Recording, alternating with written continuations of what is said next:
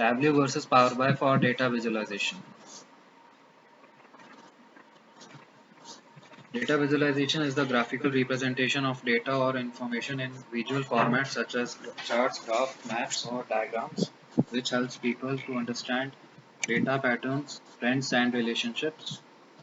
This is the Power BI interface, which offers a user-friendly drag-and-drop interface with pre-built templates. There is the Tableau interface, which shines in large enterprises, and it is known for its intuitive and advanced analytics. Its storytelling features make it perfect for compelling presentations and reports.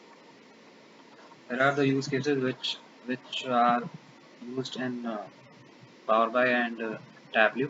Power BI is used in Microsoft Excel, Azure, and in health app industries, whereas Tableau is used in e-commerce and in educational institutions.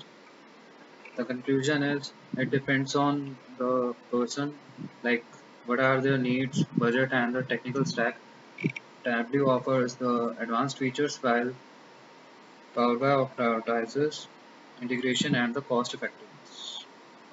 Thank you.